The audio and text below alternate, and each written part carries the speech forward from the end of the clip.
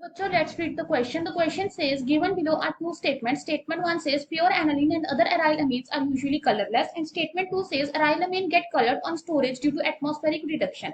In the light of above statement, choose the most appropriate answer from the options given below. A is both statement 1 and statement 2 are incorrect. B says both statement 1 and 2 are correct. C says statement 1 is correct and statement 2 is incorrect. And D says statement 1 is incorrect but statement 2 is correct. हमारे पास इसमें क्या है, हमें दो statements given है और उन statement के बेसिस पे हमें बताना है कि कौन सी स्टेटमेंट हमारे पास करेक्ट है और कौन सी इनकरेक्ट है. सो ये स्टेटमेंट हमारे पास है किसके बारे में, एराइल अमीन और एनिलीन के बारे में. सो सबसे पहले हम देखते हैं हमें इसके लिए किस की कंसेप्ट की रिक्वायरमेंट है.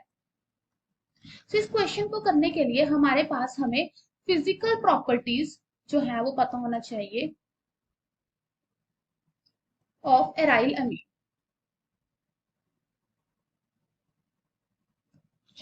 अब इस क्वेश्चन में सबसे पहले क्या है कि हमारे पास एनिलीन है, एनिलीन जैसे कि ये, या फिर कोई भी एराइल अमीन है. फॉर एग्जांपल हमारे पास नाइट्रोजन है, इसके साथ मीथाइल ग्रुप लगा है एक साइड पे, ठीक है.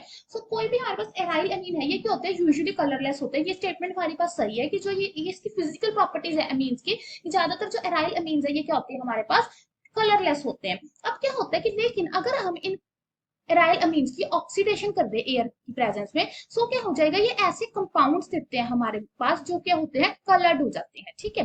अब हमारे पास सेकंड स्टेटमेंट क्या कह रहे हैं कि aryl amine get coloured on storage due to atmospheric reduction. So ये स्टेटमेंट हाफ तो सही है कि aryl amines get coloured on storage due to atmospheric, but यहाँ पे रिडक्शन नहीं आएगा हमारे पास. यहाँ पे रिडक्शन की वजह से वो कलर्ड नहीं होते, एटमॉस्फेरिक ऑक्सीडेशन की वजह से वो क्या हो जाते हैं, कलर्ड हो जाते हैं. तो इस क्वेश्चन में हमारे जो स्टेटमेंट 1 है वो तो करेक्ट है कि जो एनिलीन और एराइल अमीन्स है वो यूजुअली कलरलेस होते हैं, but the statement 2 is incorrect. तो हमारा option C is correct. That is statement 1 is correct and statement 2 is incorrect. Hope you find the answer. Best of luck.